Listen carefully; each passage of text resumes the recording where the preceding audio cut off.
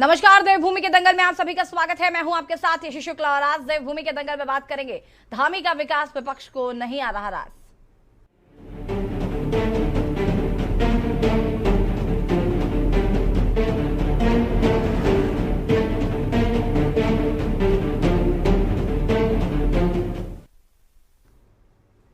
उत्तराखंड विधानसभा चुनाव 2022 का रट जीतने के बाद पुष्कर सिंह धामी 2.0 के 100 दिन कार्यकाल का आज पूरा हो चुका है।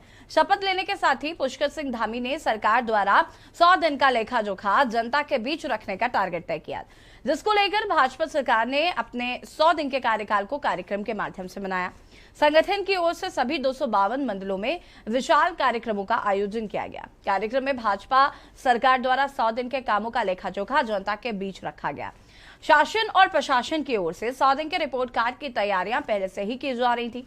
वहीं सरकार अपने 100 दिनों को ऐतिहासिक कार्यकाल के तौर पर देख रही है और आज हम इसी पर करेंगे चर्चा कि पुष्कर सिंह धामी 2.0 सरकार के इन 100 दिनों में कितना विकास उत्तराखंड का हुआ है। देखें रिपोर्ट।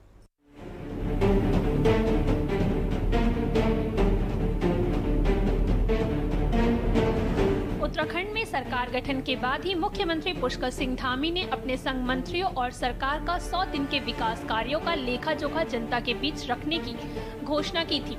आज उत्तराखंड सरकार के 100 दिन का कार्यकाल पूरा हो गया है। ऐसे में भाजपा सरकार और संगठन ने आज सरकार के 100 दिन के कार्यकाल समाप्त होने के उपलक्ष्य में और सरकार की उपलब्धियों को लेकर पूरे प्रदेश के 252 मंडलों में बड़े स्तर पर कार्यक्रमों का आयोजन किया गया। कार्यक्रम में सरकार ने अपने 100 दिनों के कार्यकाल की उपलब्धियों का लेखा जोखा जनता के बीच विकास पुस्तिका के रूप में रखा। विकास पुस्तिका में सरकार द्वारा किए गए काम, नागरिक आचार संहिता के लिए कमेटी गठित करना, गरीबों को 3 सिलेंडर मुफ्त देना, वृद्धा व्यवस्था पेंशन 1500 रुपए प्रति माह करना, अन्य जैसे कामों को रखा गया है। मुख्यमंत्री पुष्कर सिंह धामी अपने 100 दिनों के कार्यकाल को ऐतिहासिक बताते हुए कहा कि हमारी सरकार ने जो संकल्प लिए थे उसके क्षेत्र में हमने प्रदेश का विकास किया है, साथ ही उन संकल्पों को भी पूरा किया गया है। 100 दिन पूरे होने पर मैं उत्तराखंड की देवतुल्य जनता को बहुत उनका धन्यवाद करता हूं, बधाई देता हूं, शुभकामनाएं देता हूं कि उन्होंने उत्तराखंड के अंदर उत्तराखंड के निर्माण के बाद से लेकर अब तक पहली बार उत्तराखंड के अंदर सरकार दोबारा बनाई है, एक इतिहास बनाया है। 2/3 बहुमत की, प्रचंड बहुमत की सरकार बनाई है, 47 सीटें देकर फिर से सेवा करने का अवसर प्रदान किया है और हमारे देश के यशस्वी प्रधानमंत्री मोदी जी के कामों पर, उनके विकास पर, उनके आगे के विजन पर और जो देश के लिए, उत्तराखंड के लिए उनका एक विजन है, सोच है, जो काम है, उस सब पर मोहर लगाई है। वहीं प्रदेश सरकार के 100 दिनों को लेकर विपक्ष का कहना है कि भाजपा अपने 100 दिनों के अंदर क्या खास काम किए हैं। आज बेरोजगारी चरम सीमा पर है, पलायन प्रदेश में हो रहा है और महंगाई भी चरम सीमा पर है और सरकार 100 दिनों की बात कर रही है, लेकिन इन विषयों में बात करने को सरकार तैयार नहीं है। ये सरकार की उपलब्धि है। 100 दिन में बताइए ना, सरकार को बताना चाहिए ना क्या उपलब्धि उनकी है, कौन सा काम उन्होंने कर दिया। आपको याद होगा विगत जब 2017 में चुनाव हुए थे, इन्होंने कहा था कि 100 दिन के अंदर लोकायुक्त की नियुक्ति करेंगे। आज कितने दिन हो गए? 2000 दिन से अधिक हो गए मुझे लगता है। लोकायुक्त की नियुक्ति होगी? नहीं हुई। और आते ही इन्होंने तमाम वायदे किए थे, एक भी वायदा इन्होंने पूरा किया? कहीं कोई पूरा नहीं किया। एक तरफ भाजपा सरकार अपने 100 दिन के कार्यकाल को ऐतिहासिक बताते हुए 100 दिन का लेखा जोखा विकास पुस्तिका के रूप में जनता के बीच रखा, तो दूसरी तरफ कांग्रेस प्रदेश सरकार के कार्यकाल को निराशाजनक बता रही है। लेकिन ये तो आगामी 2024 के लोकसभा चुनाव में जनता अपने मत से बताएगी कि प्रदेश सरकार के कार्यकाल से कितनी खुश है। के न्यूज इंडिया के लिए दानिश अली की रिपोर्ट। जी हां, तो विपक्ष को नहीं रास आ रहे हैं सरकार के काम। आपको बता दें कि धामी 2.0 सरकार के आज 100 दिन पूरे हो गए हैं। एक तरफ जहां भारतीय जनता पार्टी यानी कि सत्ता में काबिज सरकार जो है आज अपने 100 दिन के कामों का लेखा जोखा जनता के बीच रख रही है। विकास पुस्तिका के नाम से ये लेखा जोखा जो है वो जनता के बीच रखा गया। लेकिन विपक्ष की अगर बात करें तो विपक्ष का कहना है कि 100 दिन में कोई भी काम सरकार द्वारा नहीं किए गए हैं। विपक्ष ने तमाम सवाल उठाए हैं। विपक्ष का कहना है कि लोकायुक्त की नियुक्ति 100 दिन में क्या काम किए गए हैं, लोकायुक्त की नियुक्ति हुई है नहीं हुई है। 100 दिन विकास के समर्पण और प्रयास के, इस तरीके का कार्यक्रम जो है आज धामी सरकार 2.0 के 100 दिन पूरे होने पर कार्यक्रम आयोजित किया गया, जिसमें जनता के सामने 100 दिन का लेखा जोखा रखा गया है।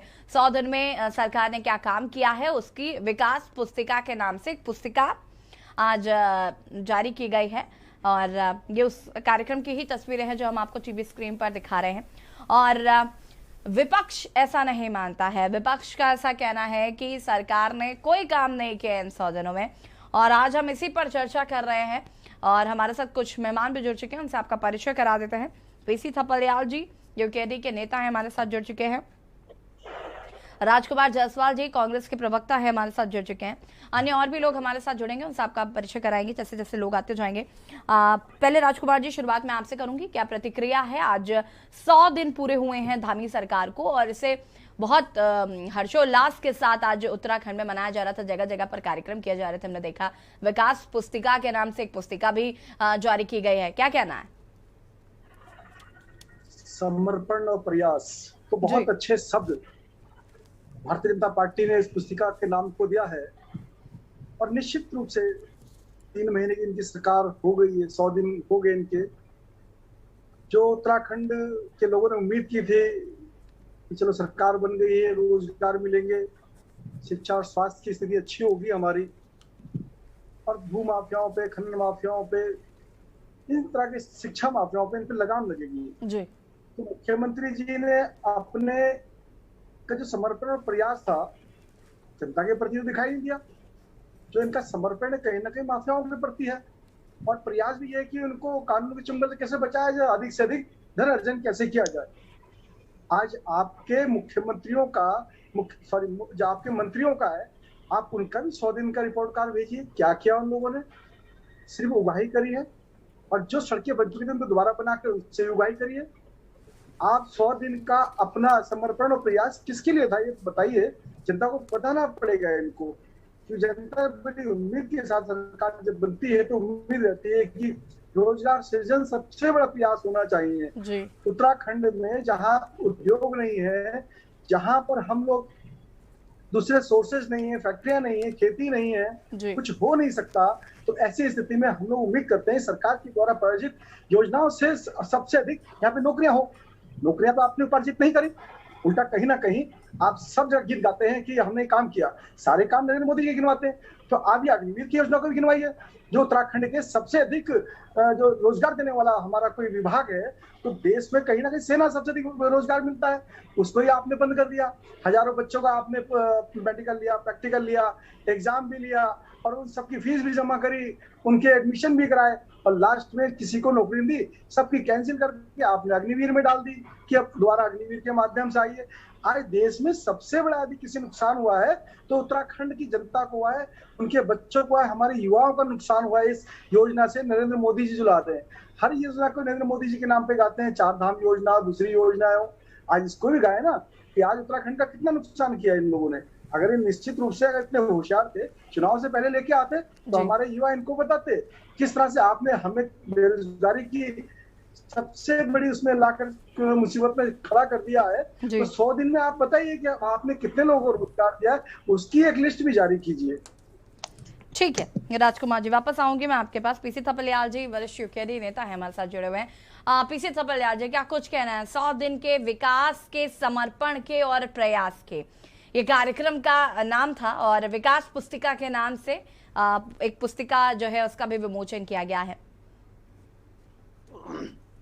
जो प्रचार प्रसार में सबसे मजबूत, विश्व में सबसे मजबूत पार्टी अगर कोई है तो वो है भारतीय जनता पार्टी। ये प्रचार प्रसार इतने बढ़िया ढंग से करते हैं कि शायद है कि कितने दिनों तक ये लोगों को भ्रमित करने की इनकी क्षमता है।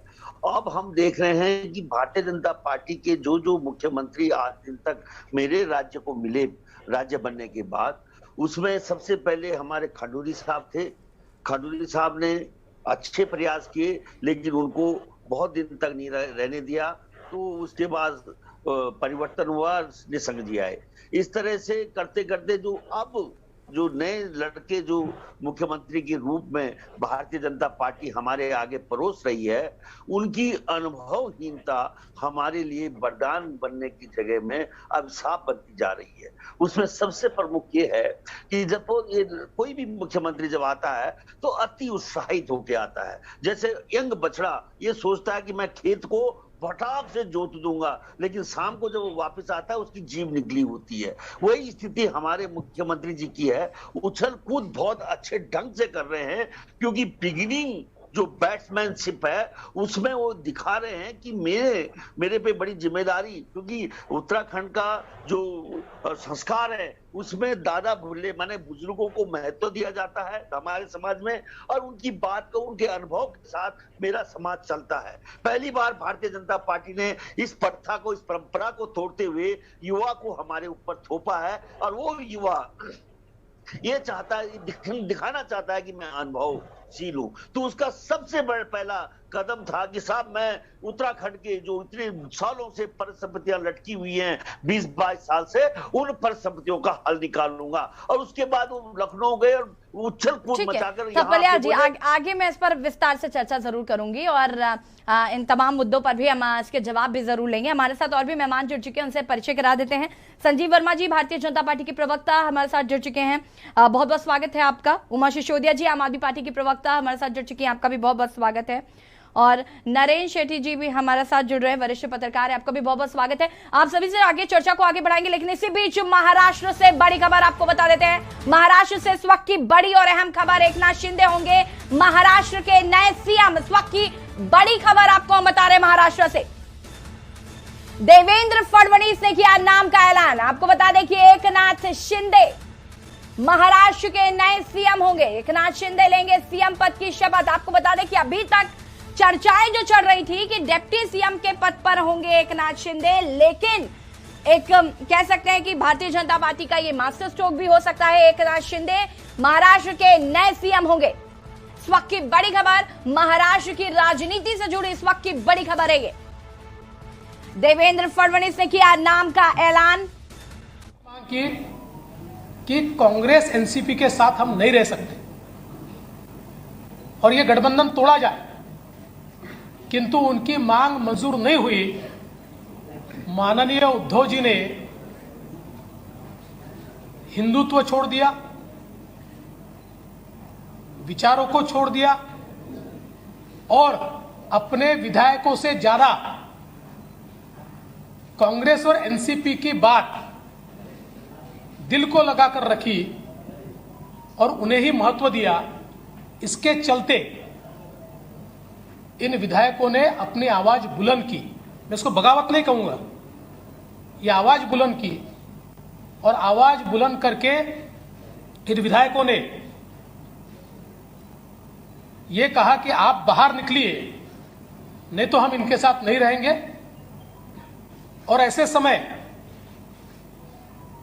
जब सरकार के पास बहुमत नहीं रहा और मुख्यमंत्री जी ने इस्तीफा दिया, तो हम ये लगातार पिछले 2.5 साल में कहते थे कि अंतर विरोध से भरी हुई सरकार है, ऐसी सरकारें चलती नहीं है, और ये सरकार जब गिरेगी तो एक अल्टरनेट गवर्नमेंट हम देंगे, हम महाराष्ट्र पर चुनाव नहीं ला देंगे।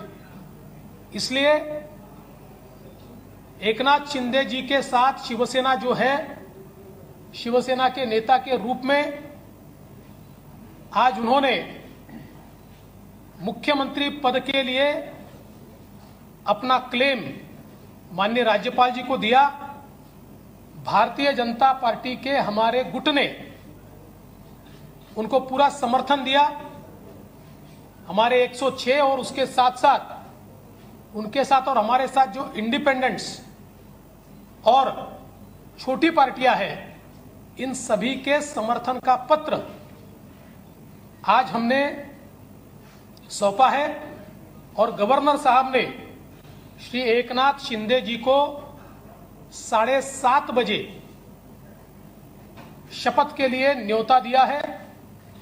आज केवल एक ही शपथ होगी श्री एकनाथ शिंदे जी की, और फिर हम लोग सारी कार्रवाई करके उसका एक्सपांशन करेंगे। एक्सपांशन के समय शिवसेना के जो विधायक उनके साथ है, कुछ इंडिपेंडेंट्स है, हमारे 106 विधायक हैं। इनमें से जो ज्येष्ठ वरिष्ठ लोग हैं, जो हमारी पार्टी तय करेगी या उनकी पार्टी तय करेगी, ऐसे लोगों को मौका दिया जाएगा और मंत्रिमंडल का एक्सपांशन किया जाएगा। मैं इस सरकार को पूरे तरीके से सहयोग करूंगा। मैं सरकार के बाहर रहूंगा और इस सरकार को सफल बनाने हेतु जो जो चीज करना आवश्यक है, ऐसी सारी चीजें हम मिलकर करेंगे। मेरा विश्वास है आदरणीय प्रधानमंत्री मोदी जी ने जो विकास का एक नया पर्व शुरू किया है, उस विकास के पर्व को 2.5 साल का जो ब्रेक लगा था, वो ब्रेक निकलेगा और फिर से महाराष्ट्र की प्रगति की एक्सप्रेस ये तेजी के साथ भागेगी। और उसके लिए मैं श्री एकनाथ शिंदे जी को बहुत बहुत बधाई देता हूं।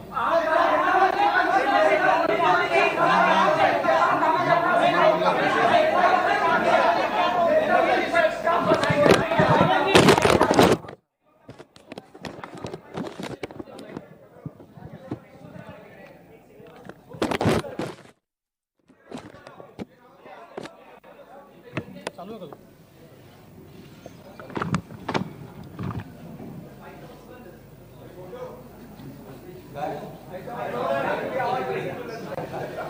अरे बरेच दिवस बाहेर आहे, थांबलोय.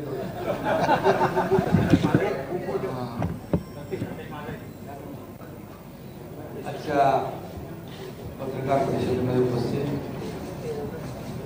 राज्याचे विरोधी पक्षनेते देवेंद्र फडणवीस आणि सर्व इतर मान्यवर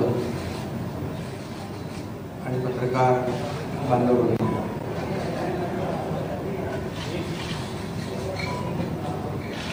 मी खऱ्या अर्थाने आज आम्ही जो निर्णय घेतला त्या बाबतीमध्ये आपल्या सगळ्यांना माहिती आहे. मी वारंवार आपल्याशी बोललेलो आहे की बाळासाहेबांचं हिंदुत्व, त्यांची भूमिका आणि जे आमदार आहेत त्यांच्या मतदारसंघातील विकास कामं आणि राज्याचा विकास हा अजेंडा घेऊन आम्ही पुढे निघालेलो आहोत. आणि शिवसेना पक्ष म्हणून जे काही कायदेशीर प्रक्रिया जी आहे, नियम आहे, 2/3 मेजॉरिटी आहे, त्यापेक्षा जास्तीचे आमदार आणि सहयोगी आणि अपक्ष आमदार असे जवळपास 50 आमदार आज आम्ही एकत्र आहोत. गेले काही दिवस एकत्र आहोत. एक वैचारिक भूमिका, एक राज्याचा विकास आणि जे काही 2.5 वर्षापूर्वी घडलं ते आपल्या सगळ्यांना माहीत आहे. फडणवीस साहेबांनी त्या बाबतीमध्ये भाषण केलेलं आहे. गेल्या काही काळामध्ये आम्ही मुख्यमंत्री महोदयांना, आमदारांनी देखील आपल्या मतदारसंघातल्या समस्या असतील, विकास प्रकल्प असतील, अडचणी असतील, या बाबतीमध्ये वारंवार माहिती दिली आणि करावयाची दुरुस्ती याची मागणी देखील केली. मी देखील अनेक वेळा त्यांच्याबरोबर चर्चा केली. जी काही आपली नैसर्गिक युती होती, आपण एकत्र निवडणुका लढवल्या आणि त्यानंतर महाविकास आघाडी स्थापन झाली, परंतु त्या बाबतीमध्ये आमदारांमध्ये असलेली जी काही नाराजी होती आणि मतदारसंघामधले जे प्रश्न किंवा पुढच्या निवडणुकीमध्ये निवडणूक लढवणे किंवा जिंकणे यामध्ये देखील येणाऱ्या अडचणी हे सगळं लक्षात घेऊन आणि कुणाला काहीतरी पाहिजे, कुणाला काही मंत्रीपद पाहिजे किंवा आणखी काही वैयक्तिक स्वार्थ असा कुठलाही मनामध्ये न ठेवता आतापर्यंतच्या महाराष्ट्रातल्या घटना आपण जर पाहिल्या तर अपोजिशन म्हणून आपण रुलिंगकडे जात असतो, परंतु हे जे काही घटना आहे ते रुलिंग करून अपोजिशनकडे जाण्याचा एक प्रकारचा तसं बघितलं तर तशी घटना आहे. कारण मी देखील मंत्री होतो, नगरविकास मंत्री, आणि माझ्यासोबत देखील अन्य मंत्री या मंत्रिमंडळामध्ये काम करत होते, परंतु राज्याच्या हिताच्या दृष्टीने, भविष्याच्या दृष्टीने जे काही घडत होतं, काही मंत्रिमंडळातले सहकारी त्यांच्यावर ज्या काही झालेल्या कारवाया असतील, आणखी अनेक इश्यू होते, महाविकास आघाडीमुळे ते निर्णय घेता येत नव्हते. आता काही आम्ही जेव्हा एक बाळासाहेबांची वैचारिक भूमिका घेऊन पुढे गेलो हिंदुत्वाची, त्यात काही निर्णय झालेले आहेत, त्याचं स्वागतच आम्ही केलेलं आहे, परंतु हे सगळे और यहां पर देवेंद्र फडणवीस ने किया है नाम का ऐलान। आपको बता दें कि इस प्रेस कॉन्फ्रेंस में उन्होंने कहा कि एकनाथ शिंदे होंगे महाराष्ट्र के नए सीएम। साथ ही साथ उन्होंने यह भी कहा कि हमें सत्ता का लालच नहीं है, हम हिंदुत्व के मुद्दे पर एक साथ आए हैं। और चर्चा हम देवभूमि के दंगल पर करेंगे। रुकेंगे छोटे से ब्रेक के लिए, जल्द हाजिर होते हैं।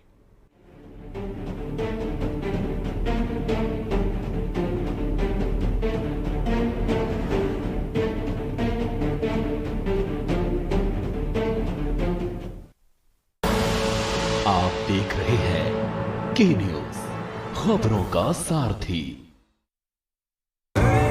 देखें कौन नया खिलाड़ी आया है, समझा देते हैं, प्यार से समझाएंगे। ये तो अपनी जुबान है। जुबान एक हो तो दिल भी एक होने चाहिए। विमल बोलो जुबान केसरी। के न्यूज की खास पेशकश, सप्ताहांत में देखिए लहू लुहान कारते परवान इस शनिवार रविवार रात 8 बजे और पेगासस अ वेपन इस शनिवार रविवार रात 8:30 बजे प्रबुद्ध चौहान के साथ।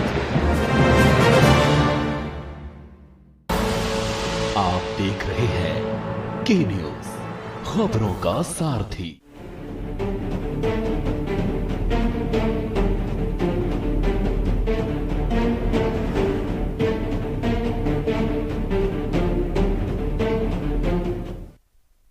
ब्रेक के बाद एक बार फिर से आप सभी का स्वागत है और आज देवभूमि के दंगल में हम बात कर रहे हैं धामी का विकास विपक्ष को नहीं आ रहा रास। आपको बता दें कि धामी सरकार 2.0 के आज 100 दिन पूरे हो चुके हैं, जिसको लेकर आज जगह जगह पर भारतीय जनता पार्टी ने कार्यक्रम आयोजित किए और विकास पुस्तिका के नाम से एक पुस्तिका का विमोचन भी आज मुख्यमंत्री पुष्कर सिंह धामी ने किया है। हालांकि विपक्ष जो है वो लगातार सवाल पूछ रहा है कि आखिर इन 100 दिनों में सरकार ने क्या काम किया है। जो विकास की बात कही जा रही है वो विकास कहीं नजर नहीं आ रहा है। विपक्ष लगातार आरोप लगा रहा है सरकार पर और आज हम इसी पर चर्चा कर रहे हैं। हमारे साथ लगातार मेहमान भी जुड़े हुए हैं और सीधे यहाँ पर हम उमा जी का रुख करेंगे। उमा जी, विकास के 100 दिन पूरे हो चुके हैं, ऐसा भारतीय जनता पार्टी की तरफ से कहा जा रहा है और बात अगर हम करें आज तो जगह जगह पर कार्यक्रम भी किए गए, विकास पुस्तिका के नाम से एक पुस्तिका भी निकाली गई, क्या कहना है इसको लेकर?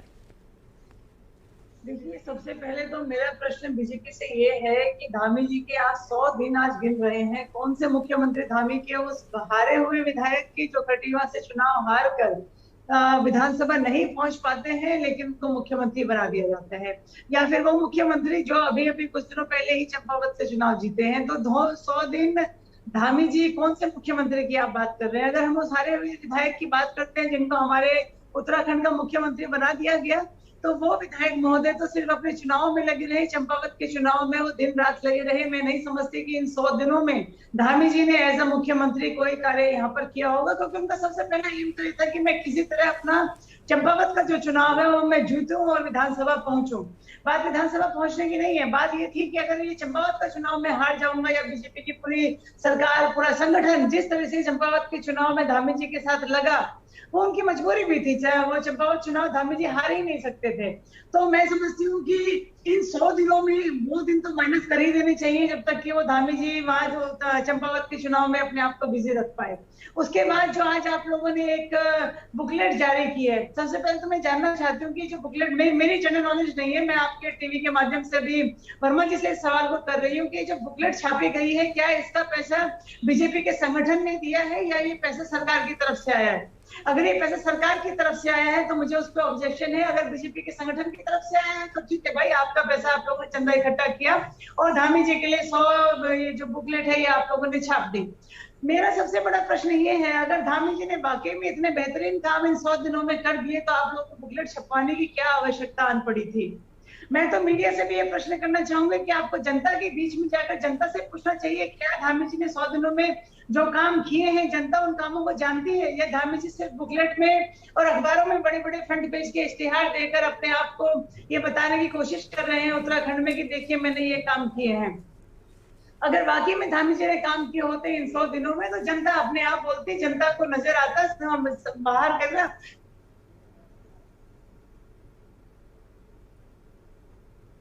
को इस बात को समझना चाहिए कि जिस तरीके प्रोपेगेंडा बीजेपी की सरकारें दिल्ली से लेकर केंद्र सरकार से लेकर आज उत्तराखंड की सरकार तक सिर्फ और सिर्फ प्रोपेगेंडा पर बात करती है, सिर्फ और सिर्फ प्रचार पर बात करती है, वो कहीं ना कहीं झूठा और भ्रामक प्रचार है जिसको उत्तराखंड की जनता जो है वो समझ रही है। 100 दिन कुछ नहीं होते हैं, 5 साल धामी जी को काम करने के लिए मिले।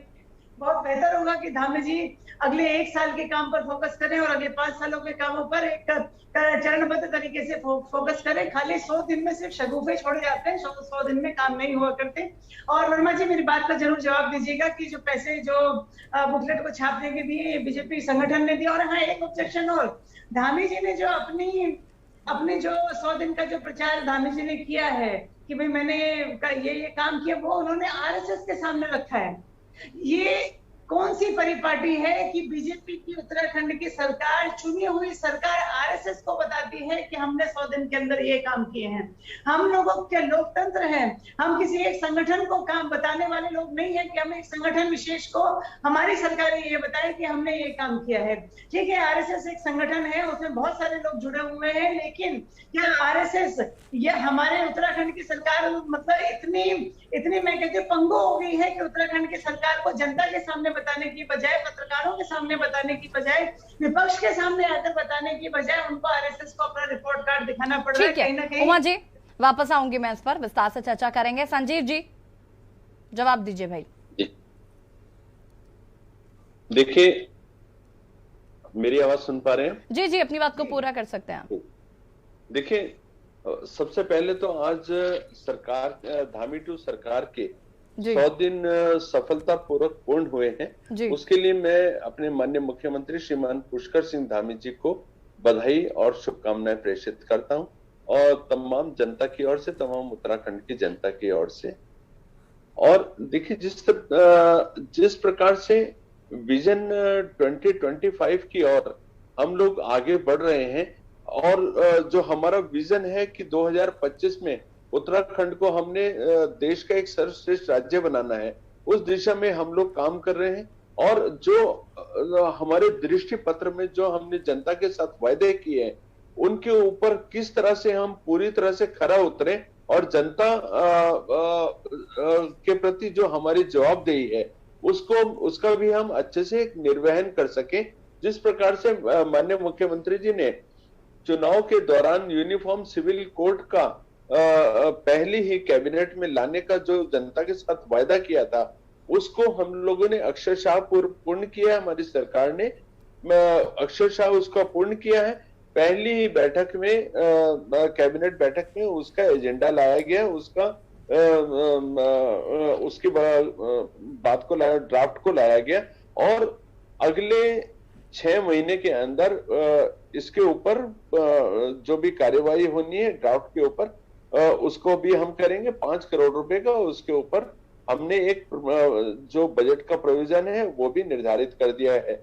दूसरा, भ्रष्टाचार मुक्त उत्तराखंड, जीरो टॉलरेंस की सरकार देने का जो हमने जनता के साथ वायदा किया है, 1064 जो हमने अपना भ्रष्टाचार मुक्त ऐप बनाया है, उसके माध्यम से अगर किसी भी व्यक्ति को छोटे से लेकर बड़े तक किसी भी स्तर की कोई भी भ्रष्टाचार की शिकायत होती है, वो तुरंत माननीय मुख्यमंत्री जी को 1064 पर अपनी शिकायत दर्ज कर सकता है। और इस कड़ी में अभी तक जिन लोगों ने भी शिकायतें दर्ज करवाई हैं, उनमें ऐसे जो भी दोषी लोग पाए गए हैं, कर्मचारी हो चाहे कोई भी व्यक्ति हो, ऐसे 5 लोगों को पुलिस ने अरेस्ट भी किया है। तीसरा, वृद्धावस्था पेंशन जो 1200 रुपए हुआ करती थी, सरकार ने उसको 1500 रुपए करने का काम किया, जो पहले परिवार के किसी एक व्यक्ति को दी जाती थी, अब परिवार के दोनों व्यक्ति को, पति और पत्नी दोनों को दी जाती है, और 36,000 रुपए वार्षिक के हिसाब से हमारी सरकार ने ये देने का काम किया। साथ ही आंदोलनकारियों को जो स्वास्थ्य सुविधाएं देने का काम हमारी सरकार के द्वारा किया। तीसरा, प्रधानमंत्री आवास योजना के द्वारा जो 5000 लोगों को अपना आवास की सुविधा आज हमारी सरकार ने ये लॉन्च की है, लोगों को घर देने का काम किया, जिसमें 100 लोगों को माननीय मुख्यमंत्री श्रीमान पुष्कर सिंह धामी जी ने अपने घरों की चाबी आज सौंपी है। और उन लोगों को भी मैं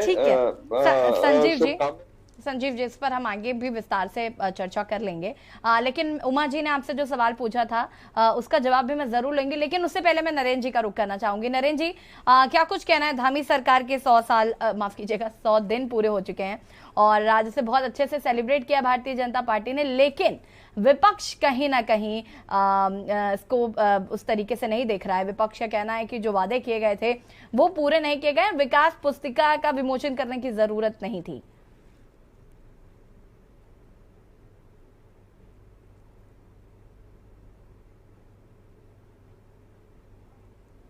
नरेंद्र जी, आपकी आवाज नहीं आ पा रही है।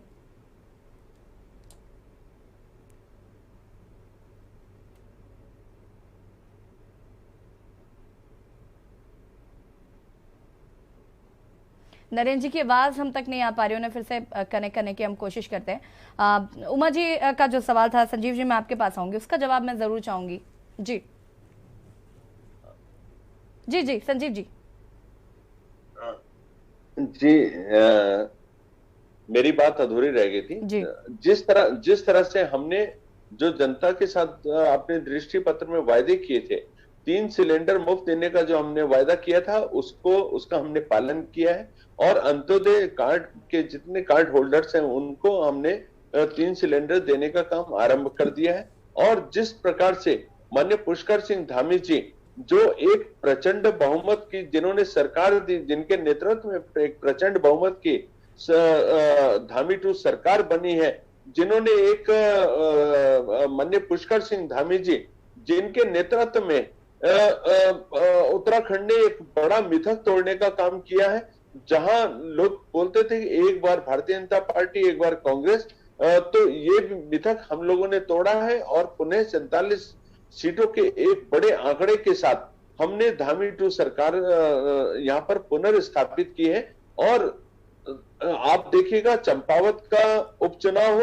जिसमें माननीय मुख्यमंत्री जी 93.25% अकेले अपने दम पर अपने भारतीय जनता पार्टी के लिए उन्होंने एक बड़ी जीत दर्ज करी, जहां कांग्रेस मात्र 5% वोट लेकर उनकी बुरी तरह जमानत जब्त हुई। और संजीव जी ठीक है, सुनिए, अभी ऐसे तो मैं अगर भारतीय जनता पार्टी की बातें सुनूंगी तो पूरा वक्त ही निकल जाएगा और मुझे लगता है कि उनकी उपलब्धियां आप गिनाते थकेंगे नहीं। नरेंद्र जी, आवाज आ रही है मेरी आपको? जी जी जी देखिए, जो आज ये कार्यक्रम पूरे हो गए भाई, पूरे देश में आज हम देख रहे हैं कि जिस तरीके से भारतीय जनता पार्टी का डंका बज रहा है, तो वहीं उत्तराखंड सरकार ने भी अपने 100 दिनों का आज जिस तरीके से प्रचार प्रसार किया है, विमोचन पुस्तिका का विमोचन भी किया है, इसको लेकर क्या कहना है? देखिए ऐसी जी मैं 2-3 बातें बताऊंगा। रुक जाइए, जैसे पीसी थपलियाल साहब ने कहा और उमा जी ने कहा, जैसे पुस्तिका के ऊपर भी कुछ सवाल उठाए हैं, तो मैं थोड़ा सा आपको अपना जहां तक मुझे ज्ञान है वो साझा कर देना चाहूंगा। विकास पुस्तिका ये सरकारों की एक परिपाटी रही है पिछले, जब से उत्तराखंड बना है 22 वर्षों से। पहले मुख्यमंत्री से लेकर और आज तक सभी मुख्यमंत्रियों ने अपने कार्यकाल में विकास पुस्तिकाएं और समय समय पर जब जब ये पुस्तिकाएं हुई हैं निकाली हैं, सरकारी खर्च पे ही निकाली हैं, चाहे वो कांग्रेस हो चाहे भारतीय जनता पार्टी हो। तो सरकार के कार्यों की उपलब्धि जो है वो सरकारी सूचना और लोक संपर्क विभाग ही इसको निकालता है और उन्होंने इस पुस्तिका को लोकार्पित करवाया है, तो ये सरकारी खर्च पे ही है। दूसरा बात यह है कि आज जो कार्यक्रम हुआ यशी जी, वहां पे मुख्यमंत्री पुष्कर सिंह धामी की ओर से जो पूरा उनका 13 मिनट का संबोधन था लोकार्पण के बाद, मुझे एक शब्द भी उन्होंने विपक्ष के लिए नहीं कहा और ना उन्होंने एक सिंगल वर्ड किसी अन्य क्षेत्रीय दल के लिए भी कहा।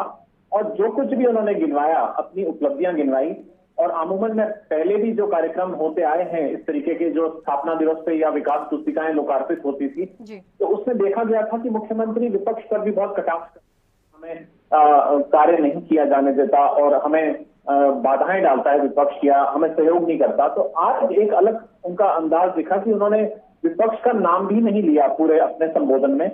तो उनका जो फोकस दिखा वो पूरी तरीके से, जैसे उन्होंने बताया कॉमन सिविल कोड को हम लेके आए हैं और बाकी जो मुद्दे बताए उन्होंने, और अलग से भी उन्होंने बताया कि हमने रोड सेफ्टी के लिए क्या किया है। तो मुझे ऐसा दिखा कि जैसे वो पूरी तरीके से केंद्रित हैं केवल और केवल उत्तराखंड के विकास को लेकर। देखिए, विपक्ष में बहुत अच्छी बात है कि बिना विपक्ष के सरकार बहुत अच्छा अपना कार्यकाल भी नहीं निभा सकती। विपक्ष को आईना दिखाना बहुत ही लाजमी है, जरूरी है विपक्ष सरकार को आईना दिखाए, लेकिन रचनात्मक मुद्दों को लेकर और रचनात्मकता के तहत दिखाए कि जहां सरकार छूट रही है, सरकार कार्य नहीं कर पा रही है और सरकार से कोई गलती हो रही है तो उसको आईना भी दिखाए, उसको रोके भी और उसके खिलाफ प्रदर्शन भी करे। लेकिन हर बात पर सरकार के और आस्तीने चढ़ाकर खड़े हो जाना और इस तरीके की, मुझे लगता है कि ये विपक्ष नहीं है, नकारात्मक विपक्ष का काम होता है। और विपक्ष का काम जो है वो पूरी तरीके से सरकार को किसी भी तरीके से, अगर वो जरा सा भी पटरी से उतर रही है सरकार या उनका कोई मंत्री या कोई मुख्यमंत्री, तो उसको वो आईना दिखाएं। यही बात उन्होंने पुष्कर धामी ने अपनी बात में भी कही है कि हो सकता है कि हम कई बार विपक्ष के सुझावों को भी लेकर और उसको अमल में लेके आते हैं, तो सादर आमंत्रित हैं। आज उन्होंने एक वेबसाइट लोकार्पित करने की बात कही है जिसमें कि नंबर 1064 है, उस पर तो दर्ज होंगी शिकायतें। इसके अलावा वेबसाइट के जरिए वो राज्य में जिस व्यक्ति ने भी अपनी राय देनी है वो सोशल मीडिया के तहत अपनी राय भी दे सकता है। तो ये एक ऐसा कदम है, मैं इसको कदम को क्रांतिकारी कदम इसलिए कहूंगा क्योंकि जब एक जन संवाद के साथ एक आम व्यक्ति मुख्यमंत्री तक अपनी बात कहेगा और उनके टेबल पे उसका प्रिंट आउट होगा, तो मेरी समझ से अगर मुख्यमंत्री राय मांग रहा है और मुख्यमंत्री उसके ऊपर अमल करना चाहता है तो इसमें कोई गुरेज नहीं होना चाहिए। विपक्ष को भी उनके इस पहल का स्वागत करना चाहिए। ठीक है नरेंद्र जी। थपलियाल जी, मैं आपके पास आऊंगी, उसके बाद मैं राजकुमार जी आपका रुख करूंगी। मेरा आपसे सवाल है, इससे पहले आप कई बार जब भी डिबेट में आए हैं आपने हमेशा पुष्कर सिंह धामी के युवा होने को नेगेटिव नहीं लिया है, लेकिन आज मैंने देखा कि आज आपने युवा होने को काफी नेगेटिव तरीके से आज प्रेजेंट किया है। ऐसा क्यों, ऐसे इतने दिनों में ऐसा क्या बदलाव हो गया? क्योंकि मुझे जहां तक याद है आप हमेशा कहते हैं कि वो एक युवा नेता हैं और मुझे लगता है कि वो बहुत अच्छा काम कर सकते हैं, फिर क्यों आज ऐसा क्यों लग रहा है आपको? देखिए, जब 100 दिन की बात आती है, राज्य को थोड़ा आगे बढ़ाने की बात आती है, तो हमें दिखता है कि ये लड़का, ये यंग मुख्यमंत्री काम करना चाहता है। रुकिए थपलियाल जी, रुक जाइए, मैं आपकी बात को पूरा करने दूंगी। संजीव जी ने जो अभी लाइन से जो भी काम गिनाया है, क्या आप उससे सहमत नहीं है? और अगर आप सहमत नहीं है तो आपने उनको बीच में क्यों नहीं रोका? अगर उन्होंने ये काम किए हैं तो फिर धीरे धीरे 100 दिन में अगर इतने काम भी गिना दिए संजीव जी ने तो बहुत है। आजकल तो ऐसा है ना कि कहीं थोड़ा सा भी कुछ हो रहा है। देखो, ये जो बीपीएल को सिलेंडर दे दिए, हमने पेंशन बढ़ा दी, आंदोलन का, ये कोई काम नहीं है। हमें काम चाहिए, राज्य को उसके टांगों पे खड़ा करने का काम चाहिए। ये तो बांटने वाला काम तो अंधा भी कर देगा। लेकिन जिस तरह से देखिए, इस मुख्यमंत्री को देखिए कि वो आरएसएस के चीफ के पास जा रहा है यहाँ पे कि साहब ये मैंने कर दिया, मैंने यूनिफॉर्म सिविल यूपीडी के पास जाना चाहिए था। अरे नहीं भाई, यूपीडी के ऑफिस में आना चाहिए था। एक मुख्यमंत्री को आरएसएस के पास जाने की क्या जरूरत है? आप संवैधानिक बॉडी है क्या वो? आप ऐसी बात करते हैं। जनता जनार्दन सुप्रीम होती है, उनको जब तुमने पुस्तिका छपा ली है, तुम क्या कन्विंस करने जा रहे हो? जनता के पास ही जा रहे हैं, इसीलिए हफ्ते में 2 दिन का कार्यक्रम बना है। हफ्ते में 2 दिन का कार्यक्रम बनाया है उन्होंने। हर शुक्रवार शनिवार जनता के बीच जाएंगे, जनता से संवाद करेंगे, जनता को विकास कार्यों की जो ग्राउंड जीरो रियलिटी है उसको जानने का काम करेंगे। सुनो सर, इस मुख्यमंत्री की बात को प्रधानमंत्री जी भी नहीं सुन रहे। 2 बार प्रधानमंत्री, देखिए मैं बहुत अच्छा काम करने का प्रयास कर रहा है अगर हमारे धामी जी, तो उसको डायरेक्शन देने वाला व्यक्ति कोई है ही नहीं, सब ताली बजाने वाले हैं। चाहे वो जैसे बच्चे को अगर फुटबॉल खेलना नहीं आता तो बाप बोलता है कि बेटा तेरे को फुटबॉल खेलना नहीं आ रहा, न कि ताली बजाते रहो। जो ताली बजाने की परंपरा भारतीय जनता पार्टी ने शुरू किया है, यही हमारे विनाश का कारण बन रहा है। आप ये देखिए कि उस व्यक्ति ने, ऊर्जा मंत्री यहाँ पे आया, उसने बोला कि 26% जो हिस्सा आपका यूपी खा रहा है, उसके बाद एक्शन नहीं हुआ तो ये मुख्यमंत्री प्रधानमंत्री जी के पास गए। उन्होंने प्रधानमंत्री जी को कहा कि प्रधानमंत्री जी हमारा जो टिहरी डैम की बिजली यूपी कौन खा रहा है? प्रधानमंत्री जी ने अनसुना कर दिया। प्रधानमंत्री जी को बोला कि जीएसटी हमारी 22 से कम हो रही है। देखिए पॉइंट लेके गया, मैं ये नहीं बोल रहा, लेकिन उन पॉइंटों का हल आज आप लोगों के किसी भी ऐसे, तुम्हारे पास जामवंती पॉलिटिशियन है ही नहीं जो ऐसे गाइड कर सके कि किस तरह से इस राज्य के संसाधनों को जनहित में लाया जाए। है ही नहीं ऐसे लोग, सारे माफिया तंत्र वही रोटी जिनका व्यवसाय राजनीति बन। अरे थपलियाल साहब, आपके पास कोई सुझाव है तो सुझाव बताइए ना। आपके पास यदि कोई सुझाव है तो बताइएगा।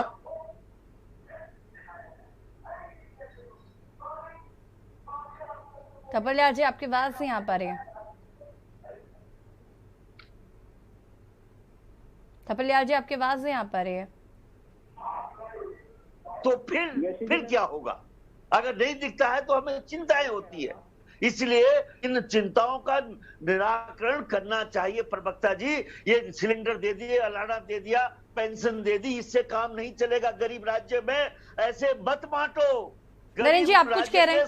थपलियाल जी आऊंगी मैं आपके पास।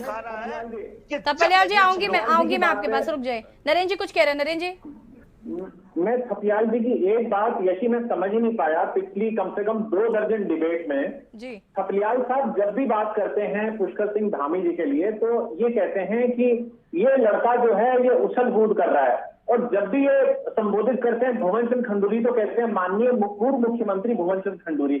तो इनको ये कौन सा सपना मिलता है जब इसको संबोधित करते हैं, कहते हैं ये लड़का क्या करेगा? तो ये बार बार ये लड़का शब्द बोल के मुझे समझ नहीं आती कि वो क्या संबोधित करना चाहते हैं। यस, मैं बताऊंगा कि आप हमारी संस्कृति और संस्कारों को नहीं जानते। इनके अरे संस्कार है ही नहीं आपके पास, आप संस्कार विहीन व्यक्ति हैं, आप संस्कार विहीन व्यक्ति हैं। माननीय मुख्यमंत्री जी को लड़का बोल के आप जो संबोधित कर रहे हैं, आप संस्कार विहीन है, संस्कार विहीन है आप। आपको संस्कारों की अकल ही नहीं है, आपको बात कैसे करनी है? लड़का है वर्मा जी, आपके लिए भगवान होगा, मेरे तो दोस्त का लड़का है, वो पुरुष सैनिक का लड़का है, महर रेजिमेंट का सूबेदार का लड़का है वो। तो मैं उसको आज वो एक गरिमा में पद पर है, तो कृपया करके आप एक गरिमा में। ठीक है, अरे संजीव जी रुक जाइए। अरे थपलियाल जी रुकिए, थपलियाल जी आऊंगी मैं आपके पास। राजकुमार जी, एक्चुअल में अभी भारतीय जनता पार्टी के प्रवक्ता बोल रहे थे जी कि हम लोगों ने सिलेंडर में सब्सिडी दी, ऊंट के मुंह में जीरा दिया आपने वाली कहावत को सिद्ध किया है। अंत्योदय योजना में 1000 भूखे लोगों को आपने एक को भोजन करा दिया, और आप कह रहे हैं वाई वाई लूटना चाहते हैं। आपने 800 सिलेंडर 1000 का कर दिया, 1000 से ज्यादा कर दिया, और 1000 में एक व्यक्ति को फ्री सिलेंडर दे दिया। आप बड़ी वाई वाई लूटना चाहते हैं। आपने, प्रधानमंत्री ने बहुत अच्छी योजना बनाई, देश के प्रत्येक जिनके पास अपना मकान नहीं है उनको मकान प्रधानमंत्री मकान योजना के तहत मिलेगा, उनको भवन योजना के तहत। मगर उसके अंदर ये स्कीम इन लोगों ने बनाई कि जो सब्सिडी का पैसा होगा वो बदावन बंधुओं के खाते में जाएगा। आज देश का सबसे बड़ा घोटाला प्रधानमंत्री नरेंद्र मोदी जी के नेतृत्व में ही हुआ है, उनकी सरकार में हुआ है, और कहीं ना कहीं उसका प्रभाव हमारे उत्तराखंड और देहरादून में हुआ है। आज हमारे हजारों मकान इनकम्प्लीट पड़े हैं। आपने 100-200 लोगों को मकान देकर आप कह रहे हैं हमने हर किसी को मकान दे दिया। आप बताइए DHL का कितना बड़ा घोटाला है, आप बताइए ना। आप अभी कह रहे हैं कि भविष्य, आप देखिए प्रोविडेंट फंड का कितना बड़ा घोटाला है। एक निजी कंपनी को, निजी व्यक्ति को आप देश के कर्मचारियों के भविष्य का पैसा दे रहे हैं, इतना बड़ा घोटाला है। आप करप्शन की बात करते हैं, आप बताइए ना ये जब कैसे हो गया है। आपकी सारी बातों का हमारे पास जवाब, बातें आप कहेंगे। सहकारी बैंक में बड़ा भर्ती घोटाला। संजीव जी, उमा जी, इसके बाद मैं आपके पास आऊंगी। संजीव जी, मेरे भाई और चोर मचाए शोर, अपने राहुल गांधी जो 48 घंटे की ईडी की वहाँ पेशियां भुगत रहे हैं, उनकी चिंता करो।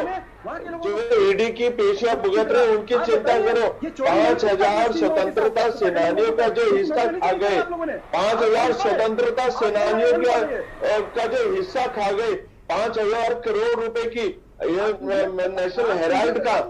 अरे भैया, अरे अच्छा संजीव जी रुकिए। राजीव गांधी से हटकर मैं जरा एक सवाल पूछ लेती हूँ आपसे। ये राहुल गांधी, माफी कीजिएगा, राहुल गांधी से हटकर मैं ये सवाल पूछ लेती हूँ आपसे कि ये बताइए मुझे जरा, अभी राजकुमार जी कह रहे थे कि आप जो मुख्यमंत्री के 100 दिन का रिपोर्ट कार्ड पेश कर रहे हैं, आप उनके मंत्रियों का रिपोर्ट कार्ड पेश क्यों नहीं करते? क्योंकि वो ज्यादा भ्रष्ट हैं, वो कुछ काम नहीं कर रहे हैं। राशि जी देखिए, सरकार और सरकार के मंत्री, केवल माननीय मुख्यमंत्री जी के पास सारे विभाग नहीं है। जब हम सरकार के कामकाजों का ब्यौरा देते हैं तो सरकार के प्रत्येक वर्ग का, प्रत्येक विभाग का हम लोग ब्यौरा देते हैं। आप बताइए, मैं आपको हर विभाग का ब्यौरा देने के लिए तैयार हूं। इस समय अभी जैसे अपने माननीय जैसे अभी थपलियाल जी कह रहे थे कि धरातल पर कुछ दिखाई नहीं दे रहा। आपको दृष्टि दोष है, आप विकास देखना ही चाहते नहीं। आज 1,25,000 करोड़ रुपए की जो परियोजनाएं हैं पूरी गतिमान है। राजकुमार जी एक करके बात करिए प्लीज। संजीव जी की फिर आवाज नहीं आती, फिर आपकी भी आवाज हम तक नहीं आ पा रही। 70 से 80% काम पूरा हो चुका है। ऋषिकेश कर्णप्रयाग रेल परियोजना, उसमें 70% के आसपास काम कंप्लीट हो चुका है। और भारत उमा जी का कुछ ऑब्जेक्शन है? उमा जी भारत रुकिए संजीव जी रुक जाइए, उमा जी का ऑब्जेक्शन भी सुन लेते हैं। उमा जी मानस खंड सुनते चलते, आप इकट्ठे जवाब दीजिएगा। संजीव जी इकट्ठे जवाब दीजिएगा। उमा जी, सुशासन, संजीव जी रुकिए, संजीव जी रुक जाइए। उमा जी का ऑब्जेक्शन भी सुन लीजिए प्लीज। संजीव जी, उमा जी, राशि जी आप मेरे को बोलने देंगे? उमा जी की बात का भी मैं भी पहले जो उमा जी ने बोला, मैं उमा जी की बात का भी जवाब देना चाहूंगा। उमा जी ने अभी पहले मेरे को बोला था कि इन्होंने उंगली उठाई थी माननीय मुख्यमंत्री जी के ऊपर, और मैं आपकी बात का ये जवाब दे रहा हूँ। माननीय मुख्यमंत्री जी 93.25% का एक बड़ा बहुमत, एक इतना बड़ा आंकड़ा लेकर चुनाव जीते हैं और एक इतना बड़ा इतिहास उन्होंने कायम किया है। भूतो न भविष्यति। मैं सोचता हूँ उत्तराखंड क्या देश का कोई भी व्यक्ति शायद इतना बड़ा आंकड़ा दोबारा ला पाए या ना ला पाए, ये तो भविष्य के गर्भ में है। और जिस प्रकार से आप लोग 70 सीटों पर चुनाव लड़े और 68 में आपकी जमानत जब्त हुई। अभी आप बुक के ऊपर बात कर रहे थे, और झूठ बोलना आपकी फितरत में है। और जिस तरह से 42,680 करोड़ रुपया आपके झूठे, मक्कार और निर्लज मुख्यमंत्री श्री अरविंद केजरीवाल जी जो झूठे प्रलोभन दिखा संजीव जी इतनी बातें कहने के बाद श्री अरविंद केजरीवाल जी और दिखावे की राजनीति करते हैं। आप लोगों को शर्म आनी चाहिए। ठेला भर काम नहीं किया। दिल्ली में उमा जी आऊंगी मैं, संजीव जी अपनी बात पूरी कर ले जरा। छोड़ दिया, एक नया स्कूल नहीं बनाया, एक यूनिवर्सिटी नहीं बनाई, एक स्कूल हॉस्पिटल नहीं बनाया। किया तो क्या किया, नलों के अंदर गंदा पानी आता है और सड़कों पर नाव जलाशय बहते हैं। ये उपलब्धियां हैं आपकी, उंगलियां उठाते हैं। संजीव जी सुन लीजिए ना, उनकी दिल्ली में सरकार है, आपकी उत्तराखंड में है। हम भी फिलहाल उत्तराखंड की बात कर ले तो ज्यादा बेहतर होगा, वरना अभी उमा जी भी बताने लगेंगी दिल्ली में क्या हो रहा है, तो हम तो उत्तराखंड की बात कर ही नहीं पाएंगे ना। उमा जी, इनको शर्म नहीं आती? संजीव जी प्लीज रुक जाइए, अब हाथ जोड़ के विनती है आपसे, प्लीज रुक जाइए। संजीव जी रुक जाइए, संजीव जी प्लीज। उमा जी देखिए, मेरे बड़े भाई संजीव वर्मा जी, बिल्कुल सही बात है। जब दुखती रख कर हाथ रख दिया जाता है तो बिल्कुल आ जाते हैं। संजीव जी देखिए, आप बोलते रहे, मैंने कुछ नहीं कहा। आपने भी प्रकाश थपलियाल जी को कहा कि वो मुख्यमंत्री जी को लड़का क्यों बोलते हैं। देखिए, हमारी संस्कृति है कि हमारे बच्चे मुख्यमंत्री क्या प्रधानमंत्री बन जाएंगे तब भी वो हमारे लिए बच्चे ही रहेंगे। कोई माँ बाप, कोई अंकल आंटी, कोई परिवार के बड़े जन अपने बच्चे को माननीय मुख्यमंत्री, मैं तो समझती हूँ बहुत अपनेपन के साथ थपलियाल जी उनको ये लड़का करके बात कर रहे हैं। मुझे इसमें कुछ गलत नहीं लगा। मैं मुख्यमंत्री, अगर मेरे अपने बच्चे भी कहीं कल को किसी पोस्ट पर राइज करते हैं तो मेरे बच्चे ही रहेंगे। पहले से ये हमारी संस्कृति और मैं थपलियाल जी के साथ हूँ। दूसरा, संजीव वर्मा जी, आपने अपने जब कोई संवैधानिक पद पर होता है तो पद की गरिमा का ध्यान रखें। आप बोलते रहे तो मैं बीच में नहीं बोली हूँ। आप अपने बारे का इंतजार कीजिए। ये आपके संस्कार हैं कि आप एक चुने हुए मुख्यमंत्री को तमाम विभूषणों के साथ विभूषित करके अपने संस्कारों का परिचय दे रहे हैं कि बीजेपी के प्रवक्ताओं के संस्कार क्या है। अगर अरविंद केजरीवाल जी आपकी उम्र के हैं और दूसरा अरविंद केजरीवाल जी दिल्ली की जनता के द्वारा चुने हुए मुख्यमंत्री ही, अगर आपको उनकी किसी बात पर ऑब्जेक्शन है तो सभ्य और संसदीय शब्दों का आप प्रयोग करें तो आपके लिए ज्यादा उचित होगा। लेकिन मैं समझती हूँ कि बीजेपी के सभी प्रवक्ता इसी तरह के संस्कारों का प्रदर्शन लगातार टीवी न्यूज पर और मीडिया पर आकर करते रहे हैं। और तीसरा, संजीव वर्मा जी, आपने मेरी उन दो बातों का जवाब नहीं दिया। लगातार आप बातों को इधर उधर करते रहे और आप एक लंबा चिट्ठा यहाँ पर आकर एक प्रेस कॉन्फ्रेंस की तरह उसको पढ़ रहे हैं कि हमने क्या क्या काम किया। आपने मेरी बातों का जवाब नहीं दिया कि ये जो बुकलेट छपवाई गई है इसका खर्चा किसने दिया। इसका जवाब तो नरेंद्र जी दे चुके हैं आपको उमा जी, इसका जवाब तो नरेंद्र जी। बाद आरएसएस को, जो कि एक संगठन, एक सामाजिक संगठन है आरएसएस एक सामाजिक संगठन है और प्रदेश की चुनी हुई सरकार के चुने हुए मुखिया माननीय मुख्यमंत्री पुष्कर सिंह धामी जी आरएसएस के सरसंघवाहक को और आरएसएस के ब्रांच प्रचारक के सामने बैठ के अगर अपना रिपोर्ट कार्ड देते हैं तो मैं समझती हूँ कि ये गलत परिपाटी आज उत्तराखंड के माध्यम से देश में रखी जा रही है।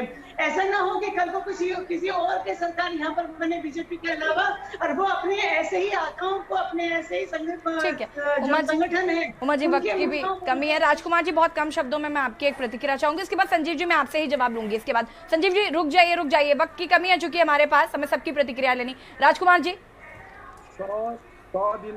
100 दिनों के कार्यक्रम का जो इनका प्रतिफल है जी, आज सारे आईएएस अधिकारी इनके ही मंत्रियों से लड़ते फिर रहे हैं। ये अपने लोगों की ट्रांसफर पोस्टिंग कराने के लिए इन पे दबाव डाल रहे हैं। वो कह रहे हैं हम नियम से बंधे हुए, हम ट्रांसफर पोस्टिंग कर नहीं सकते, गलत काम कर नहीं सकते। तो इनके मंत्री और दूसरे मंत्री उनका साथ देके पूरा एक ग्रुप बना के मुख्यमंत्री दबाव डाल रहे हैं कि आप गलत काम करने के लिए आईएएस अधिकारी को बोलिए। 100 दिन का इनका ये प्रतिफल है। आप कह रहे हैं आप देखिए, मीडिया कहीं झूठ तो नहीं बोलता, मीडिया दर्पण का कार्य करता है। कल आपका देहरादून का सबसे बड़ा बाजार पटना बाजार में दुकानों में पानी घुस गया है। 5 दिन से लाइट नहीं आ रही है वहां पे, जो टाइल्स आपने करोड़ रुपए खर्च करके लगाई। संजीव जी, बहुत कम शब्दों में आपका जवाब चाहूंगी मैं। राजकुमार जी रुक जाइए। संजीव जी, बहुत कम शब्दों में आपका जवाब। संजीव जी, आपकी आवाज नहीं आ पा रही है हम तक। संजीव जी, आपकी आवाज नहीं आ पा रही है हम तक, खुद को अनम्यूट करें जी। मैडम, जितना बड़ा मोटा झूठ मेरे भाई राजकुमार जी बोल रहे हैं, कह रहे कि देहरादून शहर के अंदर कह रहे 5 दिन से लाइट नहीं आ रही, इससे बड़ा झूठ तो मैं सोचता हूँ शायद हो कोई बोल नहीं सकता। माननीय नरेंद्र जी भी इसी शहर में रहते हैं। एक बार आप उनसे बोल लीजिए, 5 दिन शहर के अंदर लाइट ना आने का मतलब आप समझते हैं? आपको या लाइट नहीं? अरे समझते हैं, 5 दिन लाइट ना आने का मतलब समझते हैं? अरे क्यों झूठ भैया, भैया इतने मोटा मोटा झूठ मत बोला करो, माना कि आप विकास विरोधी हो, विकास आपको दिखाई देता नहीं है, विकास आप देखना चाहते नहीं है। ठीक है संजीव जी, बहरहाल जो भी है, अगर 100 दिन का लेखा जोखा आज जनता के सामने पेश किया गया है, उम्मीद करते हैं कि जो भी मुख्यमंत्री जी काम करेंगे वो जनता के हित में होगा।